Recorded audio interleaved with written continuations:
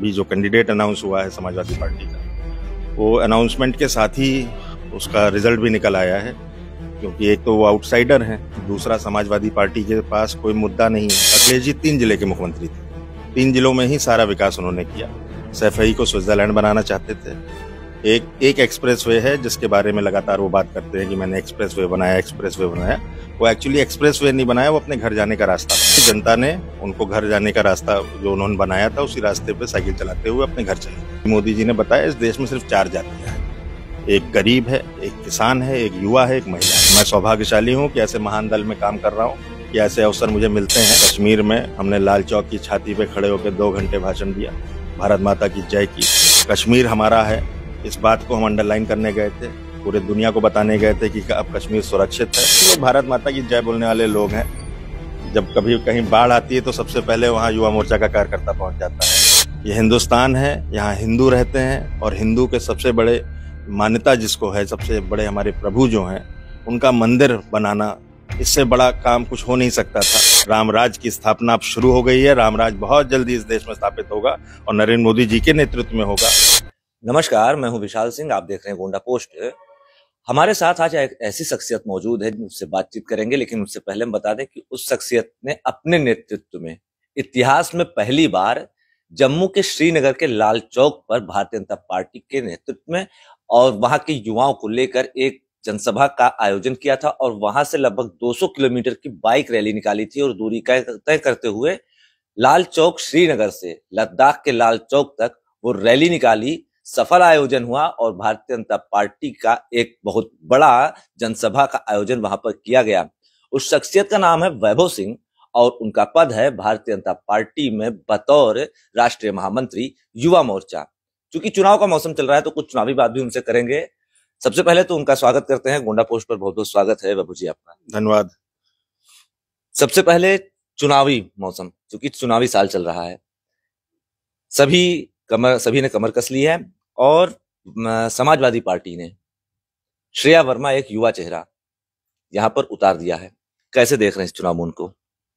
देखिए, जहां तक चुनावी मौसम का सवाल है, भारतीय जनता पार्टी एक ऐसा दल है जो 5 साल लगातार मेहनत करता है। आपको पता होगा कि अभी हमने एक विकसित भारत यात्रा की, उससे पहले भी लगातार संपर्क हो रहा है, लगातार गांव तक हर योजना पहुंच रही है। हम 5 साल चुनाव लड़ते हैं। फर्क बस इतना है कि ये लोग 2 महीने के लिए लड़ने आए हैं। और जहां तक आप अभी जो कैंडिडेट अनाउंस हुआ है समाजवादी पार्टी का, वो अनाउंसमेंट के साथ ही उसका रिजल्ट भी निकल आया है। क्योंकि एक तो वो आउटसाइडर हैं, दूसरा समाजवादी पार्टी के पास कोई मुद्दा नहीं है, कोई विषय नहीं है। इनको भी सत्ता में आने का अवसर दिया था जनता ने। 5 साल में इन्होंने 3 जिलों के बाहर, अखिलेश जी 3 जिले के मुख्यमंत्री थे, 3 जिलों में ही सारा विकास उन्होंने किया। सैफई को स्विट्जरलैंड बनाना चाहते थे। एक एक्सप्रेसवे है जिसके बारे में लगातार वो बात करते हैं कि मैंने एक्सप्रेसवे बनाया। वो एक्चुअली एक्सप्रेसवे नहीं बनाया, वो अपने घर जाने का रास्ता बनाया। कि जब हेलीकॉप्टर चला जाएगा, जब मुख्यमंत्री पद से हट जाएंगे, तो 3 घंटे में अपने घर चले जाएंगे। वही उनका विकास है, और उतने ही लोगों में उनका विकास रहा। जब वो सत्ता में आए, उनके घर में जितने भी लोग 25 साल की उम्र के ऊपर थे, चाहे वो पोता हो, पोती हो, भतीजा हो, भाई हो, सब किसी ना किसी सदन का हिस्सा हो गए। अपने परिवार के बाहर, उस 3 जिले के बाहर उनके लिए कोई उत्तर प्रदेश नहीं है, कोई भारत नहीं है। और इसीलिए जनता ने उनको घर जाने का रास्ता जो उन्होंने बनाया था, उसी रास्ते पे साइकिल चलाते हुए अपने घर चले गए। और इस चुनाव में भी इनके पास कोई मुद्दा नहीं है, सिर्फ चुनाव लड़ना है, मुख्यमंत्री बनना है, प्रधानमंत्री बनना है। मुद्दा क्या है, क्या करेंगे आप? आपको जब सत्ता मिली थी आपने क्या किया? इस पे कोई जवाब नहीं है। वैभव जी, श्रेया वर्मा की बात कर रहा हूं, चूंकि वो प्रचार प्रसार में जुट गई हैं, और एक बार फिर पिछड़ों, दलितों, अल्पसंख्यकों की राजनीति की जा रही है। उन्हीं क्षेत्रों में अधिकांश भ्रमण किया जा रहा है, प्रचार प्रसार किया जा रहा है, जहां पर ये वोट बैंक और ये आधार ज्यादा है। किस तरह देखते हैं आपको कि ये समाजवादी पार्टी की कैसी राजनीति है? देखिए, समाजवादी पार्टी को कोई लोकल कैंडिडेट नहीं मिला, तो उन्होंने एक बाहर से कैंडिडेट लेकर आए हैं। और जहां तक आप जाति और विशेष और अपनी जात में जाना और ये करना, इस पद्धति को मोदी जी ने इस देश से समाप्त कर दिया। अभी मोदी जी ने बताया इस देश में सिर्फ 4 जातियां हैं, एक गरीब है, एक किसान है, एक युवा है, एक महिला है। इसके अलावा मोदी जी के लिए कोई जातियां नहीं है। और इसीलिए भाजपा की सरकार जब से केंद्र में आई है, जब से राज्य में आई है, आपने देखा होगा जितनी योजनाएं हैं, जितना भी सरकार का लाभ है, वो हर तबके को मिल रहा है, बिना जात देखे। मैं खुद गांव में जाता हूं, अनुभव करता हूं। कई बार लोग कहते हैं कि भैया ये तो विरोधी है, सबसे ज्यादा इसको योजनाओं का लाभ मिला है। तो हमारे पास जवाब नहीं होता है। लेकिन सही बात यह है कि मोदी जी ने बिना जात के, बिना धर्म के देखे हुए हर व्यक्ति, गांव में जो भी व्यक्ति है, आज इस देश में कोई भी ऐसा व्यक्ति नहीं है जो लाभार्थी ना हो। यहां तक अखिलेश यादव ने भी कोरोना का इंजेक्शन लगवाया, भले छुप के लगवाया, तो वो भी लाभार्थी हैं। कोई भी ऐसा व्यक्ति नहीं है हिंदुस्तान में जो मोदी जी की किसी ना किसी योजना से लाभार्थी ना हो। और आने वाले 5 साल में ये लोग चुनाव लड़ना चाहते हैं, लड़ लें चुनाव। मोदी जी अगले 5 साल की तैयारी कर रहे हैं। हमारी पहली बुलेट ट्रेन कब आएगी उसके बारे में बात कर रहे हैं, हमारा कब स्पेस सेंटर बनेगा उसके बारे में बात कर रहे हैं, 2036 में जब हम ओलंपिक्स का आयोजन इस देश में होगा हम उसकी बात कर रहे हैं। और इनको खाली चुनाव लड़ना है, अखिलेश भैया को मुख्यमंत्री बनना है, जो लोग और जवान हो गए उनको सदनों में जाना है, इसके अलावा कुछ भी नहीं है। इनके पास कोई एजेंडा नहीं है, सिर्फ चुनाव लड़ना है। चुनाव लड़के जीतने का प्रयास करना है, नहीं जीतना है अपने घर जाना है, इतना ही एजेंडा है। वैभव जी, लेकिन श्रेया वर्मा को आप इतने हल्के में कैसे ले सकते हैं? अरे भाई, उनका भी एक बैकग्राउंड रहा है। उनके बाबा स्वर्गीय बेनी प्रसाद वर्मा, बेनी बाबू, वो समाजवादी पार्टी के संस्थापक के हिसाब से थे और कांग्रेस में बहुत ऊंचे पदों पर रहे, इस्पात मंत्री रहे, खुद उनके पिता कारागार मंत्री रहे। तो एक बैकग्राउंड तो है ही है, वो यहाँ से सांसद भी रहे उनके बाबा। भाई, मैं किसी को हल्के और भारी में नहीं ले रहा हूं। मैं ये बता रहा हूं कि समाजवादी पार्टी की ना कोई नियत है, ना कोई नीति है, ना कोई नेता है। इनके पास कोई विषय नहीं है, बस चुनाव लड़ना है। कैंडिडेट भी बाहर से लाए हैं। आपको पता है पिछली बार इन्होंने बहुजन समाज पार्टी से समझौता किया, सिर्फ इसलिए किया था, मैं आपको बता सकता हूं, सिर्फ इसलिए किया था कि इनका परिवार जीत जाए। पिछली बार वो भी जनता ने नकार दिया, इनका परिवार स्वयं चुनाव हार गया।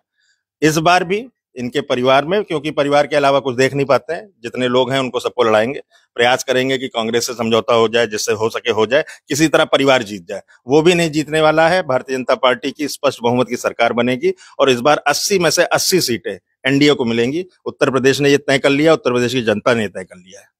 अरे क्या मतलब, आप किसी को नहीं जीतने देंगे यहाँ से? नहीं नहीं, क्यों जीतेंगे?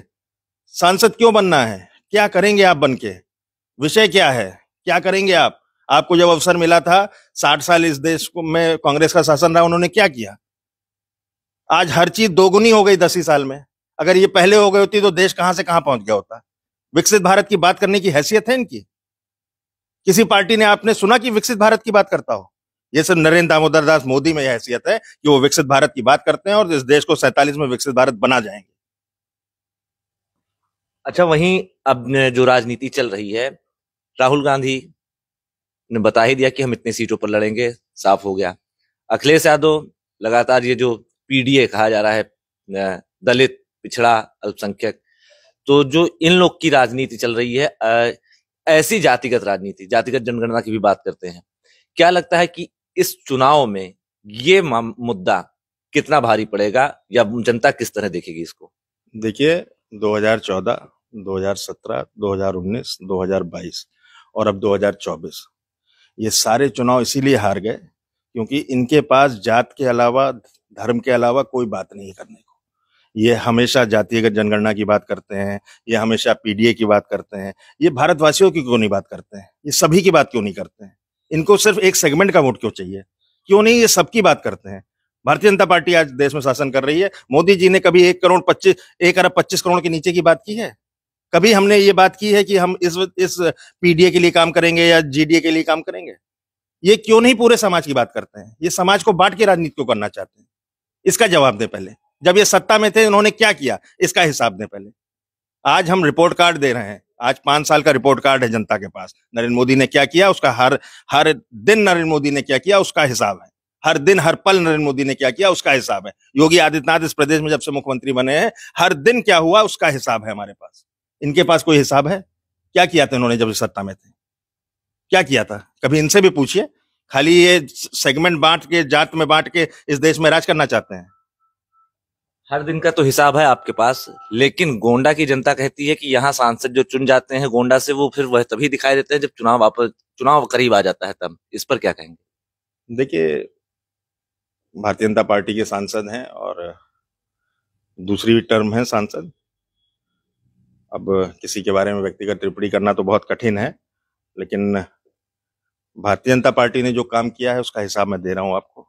मैं आज राष्ट्रीय स्तर पे काम कर रहा हूं, राष्ट्रीय संगठन में काम कर रहा हूं। मैं अपना हिसाब दे सकता हूं कि मैंने क्या किया है। किसी का व्यक्तिगत उसमें जाना और वो करना मेरे लिए ठीक नहीं है। लेकिन मैं आपको ये जरूर बता रहा हूँ कि जैसे पूरे देश में काम हुआ है वैसे ही गोंडा में भी काम हुआ है। जैसे पूरे देश में योजनाएं बटी हैं, लोगों को लाभ मिला है, यहाँ भी मिला है। बाकी किसी के व्यक्तिगत टिप्पणी करना मेरे लिए ठीक नहीं है। तो भाजपा से किसको टिकट मिलने जा रहा है, जरा बताएंगे? अब ये कहना तो मेरे हाथ में नहीं है। ये टिकट तो हमारा पार्लियामेंट्री बोर्ड बांटता है। बहुत सारे लोग इच्छुक हैं, प्रयास कर रहे हैं, और भारतीय जनता पार्टी हमेशा परफॉर्मेंस बेस्ड पार्टी है। यहाँ डिमोशन और प्रमोशन दोनों परफॉर्मेंस पे होता है। जो लोग काम करते हैं वो आगे आते हैं, जो लोग काम नहीं करते हैं वो पीछे जाते हैं। यहाँ कोई भी सीट रिजर्व नहीं है। यहाँ मंच पे जब कुर्सियां लगती हैं तो हर बार चेहरे बदल जाते हैं। तो यहाँ कुछ भी रिजर्व नहीं है, कोई रिजर्वेशन नहीं है, किसी के बाप की पार्टी नहीं है ये। भारतीय बदलाव के आसार हैं? अब ये मैं नहीं कह सकता, लेकिन मैं इतना जरूर कह सकता हूँ कि परफॉर्मेंस बेस्ड बदलाव भी होते हैं, परफॉर्मेंस बेस्ड प्रमोशन भी होते हैं, परफॉर्मेंस बेस्ड लोगों को हटाया भी जाता है। ये पूरी प्रक्रिया है, क्योंकि किसी की पार्टी नहीं है ये। यहाँ सब परफॉर्मेंस पे होता है। मैं अच्छा काम करूंगा, मुझे पार्टी ने राष्ट्रीय महामंत्री बना दिया, मैं अच्छा काम करूंगा, आगे मुझे अवसर मिलेगा। मैं नहीं काम करूंगा तो बहुत सारे लोग हैं, बहुत सारे युवा हैं इस देश में जो काम करना चाहते हैं, जो इच्छुक हैं, उनको मौका मिलेगा। हमारे यहाँ तो परफॉर्मेंस बेस्ड प्रमोशन और डिमोशन है, इसमें कोई आरक्षण नहीं है। बतौर मैं अगर वैभव की बात करूं तो लखनऊ के एमिटी यूनिवर्सिटी से पढ़ाई करके बाहर निकलना, एक युवा के तौर पर पार्टी ज्वाइन करना, अब आपको काफी जिम्मेदारियां सौंपी गई पार्टी के शीर्ष नेतृत्व द्वारा, आपने उसकी अच्छे से उसका क्रियान्वयन भी किया। कुछ ऐसी बातें कुछ शेयर करिएगा जो आपको लगा हो कि ये बहुत बड़ी जिम्मेदारी थी और मैं इसको कर ले गया। देखिए, जैसे आपने इंटरव्यू के शुरुआत में कश्मीर का जिक्र किया, तो धारा 370 हटी और पार्टी ने तय किया कि हम कश्मीर में एक बाइक रैली करेंगे और लाल चौक पे सभा करेंगे। ये इतिहास में पहली बार हुआ। लाल चौक आदरणीय प्रधानमंत्री जी भी गए थे, उन्होंने भी वहां पार्टी का झंडा और तिरंगा सब फहराया था। उसके बाद हमको यह अवसर मिला, जैसे हमारी पीढ़ी को अवसर मिला ये देखने का कि राम मंदिर बन गया, राम मंदिर का संघर्ष हमारे सामने हुआ, वैसे ही मैं सौभाग्यशाली हूं कि मुझे वो अवसर मिला। मैं उस कार्यक्रम का प्रभारी था और कश्मीर में हमने लाल चौक की छाती पे खड़े होकर 2 घंटे भाषण दिया, भारत माता की जय की, और वहां से फिर हम लद्दाख गए, 200 किलोमीटर मोटरसाइकिलों पे गए। कश्मीर हमारा है, इस बात को हम अंडरलाइन करने गए थे, पूरे दुनिया को बताने गए थे कि अब कश्मीर सुरक्षित है, अब कश्मीर हमारा है, किसी भी किस्म का कोई कानून नहीं है वहां पे। जो भारत में लागू होता है वो वहां भी लागू होगा, और 370 समाप्त कर दिया हमने। इसी बात को अंडरलाइन करने हम लोग कश्मीर गए थे, और मैं सौभाग्यशाली हूं कि ऐसे महान दल में काम कर रहा हूं, कि ऐसे अवसर मुझे मिलते हैं। और बाकी मैंने जैसा बताया, बाकी दलों में इन सब चीजों की गुंजाइश नहीं है। धमकी नहीं मिली थी वहां पर? मिली थी, हिजबुल ने धमकी दी थी, उड़ा देंगे, खत्म कर देंगे। प्रशासन भी बहुत एग्री नहीं था, क्योंकि सेंसिटिव एरिया है थोड़ा, लेकिन हमने किया। डर नहीं लगा? डर क्यों लगेगा, हम लोग भारत माता की जय बोलने वाले लोग हैं। जब कभी कहीं बाढ़ आती है तो सबसे पहले वहां युवा मोर्चा का कार्यकर्ता पहुंच जाता है। जहां बात करना मना है वहां हम कमल खिलाते हैं। हम तो युवा मोर्चा हैं, आपने देखा ही होगा, युवा मोर्चा का इतिहास ही ऐसा है। और आज देश का जो नेतृत्व है, चाहे अमित शाह जी की बात हो, चाहे राजनाथ सिंह जी की बात हो, चाहे नितिन गडकरी की बात हो, सब युवा मोर्चा के लोग हैं। तो युवा मोर्चा नर्सरी है भारतीय जनता पार्टी का, इसी में से पौधे बड़े होते हैं और भारतीय जनता पार्टी में स्थापित होते हैं। तो मेरे लिए सौभाग्य का विषय है कि मैं भारतीय जनता पार्टी में काम कर रहा हूँ। मेरे पिता भी युवा मोर्चा के राष्ट्रीय अध्यक्ष थे, और उससे पहले वो राष्ट्रीय महामंत्री थे। आज मुझे भी पार्टी ने इस लायक समझा कि उनके जाने के बाद पार्टी ने मुझे अवसर दिया, और मैं सौभाग्यशाली मानता हूं अपने आप को कि मुझे जो जिम्मेदारी दी पार्टी ने उस पर मैं खरा उतरा, और हमने इतिहास रचा। लाल चौक पे हमने भाषण दिया, लाल चौक से लद्दाख तक गए, सीना चौड़ा करके गए, हाथ में तिरंगा लेकर गए। तो इस बात का मुझे हमेशा जीवन भर बहुत हर्ष रहेगा, गर्व रहेगा। धन्यवाद। बतौर वैभव की बात करूं अगर, तो जैसे कि भारतीय जनता पार्टी युवाओं की बात हमेशा करती है, आपके राष्ट्रीय अध्यक्ष तेजस्वी सूर्या, उनका भी आपको साथ मिला, आप कई कार्यक्रमों में उनके साथ रहे, उनके साथ अनुभव कैसा रहा वैभव जी आपका? देखिए, बहुत अच्छा विषय आपने उठाया। तेजस्वी सूर्या जी भी एक समान परिवार से आते हैं जी, और पढ़े लिखे नौजवान हैं। बहुत कम उम्र में एबीवीपी से जुड़ गए थे, और मात्र 27 साल की उम्र में एक ऐसी सीट जो हिंदुस्तान की सबसे पॉश सीट मानी जाती है, सबसे ज्यादा पढ़े लिखे लोग हैं, सबसे ज्यादा स्टार्टअप्स वहां पे हैं, देश की 50% इकोनॉमी उस लोकसभा में है, और उसके बाद सोचिए आप ना, भारतीय जनता पार्टी का कैरेक्टर, एक 27 साल की उम्र के लड़के को बैंगलोर साउथ जैसी सीट देना, और जिस सीट पे हमारे पार्टी के कद्दावर नेता थे और उनकी सीट उनको देना, और उसके बाद 4 लाख मतों से तेजस्वी सूर्या को जनता ने जिताया, और आज वो देश में इतने लोकप्रिय हैं। 28 साल की उम्र में विश्व की सबसे बड़ी पार्टी के, सबसे युवा संगठन के राष्ट्रीय अध्यक्ष बन गए। तो ये अवसर सिर्फ भारतीय जनता पार्टी में मिल सकता है। ये अवसर और किसी दल में नहीं संभव है। उनके परिवार के बाहर ये अवसर किसी को नहीं मिलेगा। ये सिर्फ भारतीय जनता पार्टी में संभव है कि कोई तेजस्वी सूर्या नाम का लड़का रोड से उठाया जाए, सड़क से उठाया जाए, आम परिवार से आने वाला, और उसको इस महान दल ने इतना बड़ा गौरव दिया। वो आज इस देश के राष्ट्रीय अध्यक्ष हैं युवा मोर्चा के, और आज पूरी दुनिया उनको जानती है। आज वो बैंगलोर साउथ में, मैं तो गया हूं, मैंने अनुभव किया है कि कितना, मतलब एक यूथ जब रहता है तो कितना यूथफुल एटमॉस्फेयर रहता है। मैं बैंगलोर होके आया हूं, मैंने देखा है उस आदमी को कैसे आराम से लोगों के बीच में, युवाओं के बीच में वो काम कर रहे हैं, और हम सबके लिए एक बेंचमार्क है। और बिल्कुल आप देखिएगा, इस बार भी चुनाव में मुझे पूरा भरोसा है युवा मोर्चा के और बाकी जो युवा हैं इस देश के, उनको सबको अवसर मिलेगा। भारतीय जनता पार्टी ही एक प्लेटफॉर्म है जहां युवाओं को अवसर मिलेगा, युवा आगे आएंगे और युवा इस देश का नेतृत्व करेंगे। पार्टी ने आपको कई कार्यक्रमों की जिम्मेदारी सौंपी, आपने अच्छे से उनका नेतृत्व किया, जिसमें दिल्ली का एमसीडी चुनाव, तेलंगाना और छत्तीसगढ़ का चुनाव, उसका प्रभारी आपको बनाया गया, सफल रहा सब कुछ। अब कहाँ की जिम्मेदारी है, कहाँ जा रहे हैं? अब फिलहाल तो मुझे अभी एक नागपुर में बड़ी रैली हो रही है 1 लाख युवाओं की, विदर्भ है क्षेत्र में, उसका मुझे प्रभारी बनाया गया है। आदरणीय प्रधानमंत्री जी, गृह मंत्री जी उस रैली में रहने वाले हैं। और मैंने बताया ना, मैं सौभाग्यशाली हूं कि ऐसे दल में काम कर रहा हूं।